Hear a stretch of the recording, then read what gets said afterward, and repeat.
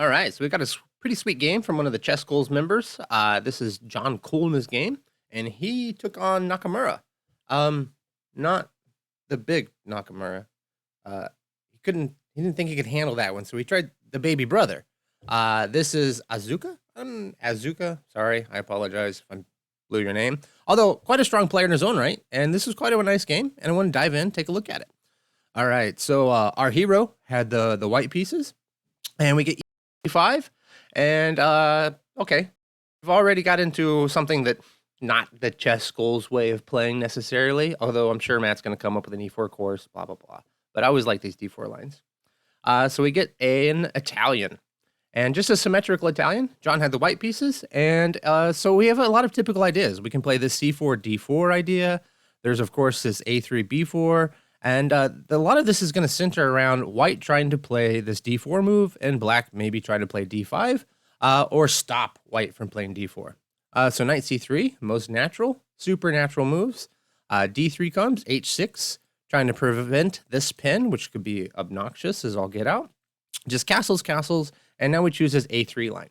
And this is similar to some of the lines that we see that we saw Dean and Jan playing, only with colors reversed. We saw a lot of lines coming from the Rui Lopez, where A6, B5 was played. This knight would come, and he tried to put a clamp on the center with the C5. Here, white's doing kind of the same thing. They're going to play B4 with tempo, kick this bishop back, put this bishop on the long diagonal where it supports this D4, which is kind of the idea. So D6 comes, and now B4 immediately, drops back, bishop B2, and then knight E7.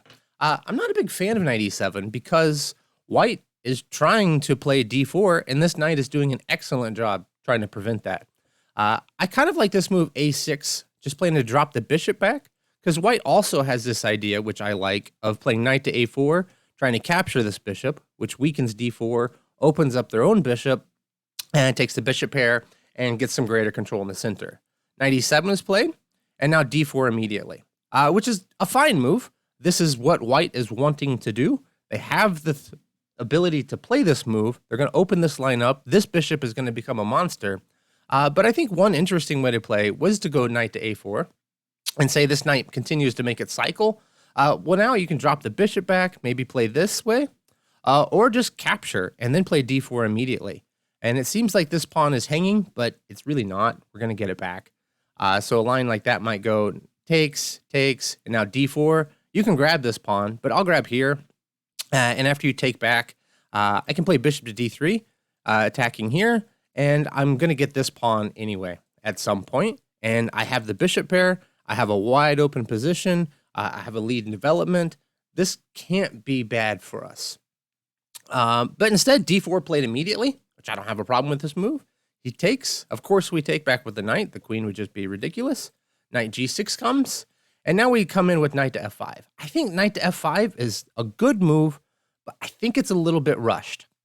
This F5 square is ours for the time being. This bishop can always take it, and it's probably not ever going to move somewhere it can't. I mean, this is hard to imagine that the bishop's going to develop this way. And so I think probably it's better if we play queen d2, bring our rooks to the center, maybe move this knight out of the way. Maybe we put this knight here so that we can ensure that after the bishop takes, we put a second knight here. But I think playing this a bit more slowly here would be a bit better. Knight to f5 came immediately. This is a really nice idea. Point, we can capture here, we can capture here. Maybe the queen comes across, we come here. This is a really nice looking position, but this knight's not going to stay. He just snaps it off, and yes, we can claim we have the bishop pair, but this knight is nice, strong. This pawn, not quite as strong. It's not seeming like it's going to move anywhere, and this bishop's got to move now. And so we drop it out of the way. Queen to d7, just going to attack this pawn, and it's not easy to see how you're going to defend it. So knight d5 comes and takes, and the idea was that I want to try to grab this pawn, and then I'll just trade these two, and this should be good for me, right? Because I still have the bishop pair, I still have this opening, but now the knights are gone, and this knight is pretty strong, somewhat difficult to see how it's going to maneuver. We can't really kick it because of this, and we could waste time playing king to h1, but as it is, that's wasting time. So we got captures, and now we give up the super strong bishop. Why did we have to do that? I mean, what happens if you just grab this pawn immediately? I don't really want to trade this bishop for this knight if I don't have to. I suppose, yeah, I don't see the problem here. I mean, if we say we just develop naturally, well, I can just develop naturally. And I don't really feel like I want to remove that just yet. Maybe we're worried about something like this when we need to drop back. And probably, but now it looks like we're going to end up in some sort of opposite colored bishop. And I don't feel that great about this. But again, I really think that the big problem here, not really big problem, but this knight f5 was way too hasty, I think. I think we should wait and try to plant this knight here, perhaps at a time when it's a bit more dangerous to capture it. Or, as I mentioned, if we can cycle around and replace the knight and open up the bishop. So if we look at like White's problems here, this bishop's a bit blocked in, which makes this knight feel a little bit misplaced, and these rooks haven't developed yet. So I would be thinking about how can I get these pieces in play rather than immediately planting this knight on f5. Anyway, so this goes, drops back, queen to d7. As we saw, more trades, and gets rid of our strong bishop. Now we're in this opposite color bishops. It feels like that we've created some sort of weakness here. Maybe we can play like this, and this bishop will get trapped one day, but we'll see. Rook a8 comes, a5 immediately trying to break out and crack on White's queen side is also an idea. But now queen to f3, and I don't understand why Black didn't take. You can take, and then here, and only White can be better, right? I mean, this is almost certainly an equal position. Probably that's why Black didn't go for this. It is pretty. I mean, it's better for Black. Black should be a bit happier, I think. They have access to this rank. They have pressure here. Maybe we'll come up, bring the other rook involved, or maybe we'll be able to swing across and get our rooks doubled. But it's easier to see where White's play is going to be, or sorry, where Black's play is going to be rather than White's. Instead, queen to g5 was played, trying to keep the pieces on the board. Rook ad1, and moves this rook out of the way. He's just trying to avoid trades. I think that he's making a practical decision. He says, I'm the little brother of Nakamura. I outrate this opponent by 600-700 points, and I don't want to trade pieces. I want to try to keep things complicated.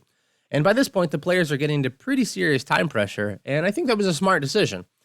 So just natural developing moves, and as things come across, h3, and here we go. Kicks back, and the big blunder.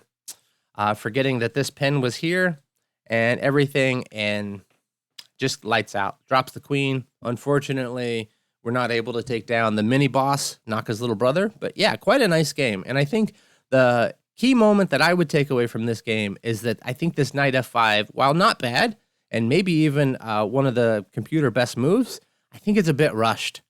And I think that if you can take something away, it would be, instead of playing knight to f5, playing like this queen to d2, playing a bit more slowly and a bit more reserved. Or perhaps another idea that you can consider is this knight to a4, trying to lop this bishop away, and then trying to play d4 when there is no bishop here, and opening the lines up for your own. On the whole, though, this was quite a nice game. And yeah, I think that I would love to get to play Naka's little brother. I played Naka. It didn't go well. I mean, it went fine. I had an equal game until I didn't. It was a bullet game, so I didn't know what I thought was going to happen anyway. Anyhow, nice game from John, and thanks a lot, guys. Talk to you later. Bye-bye.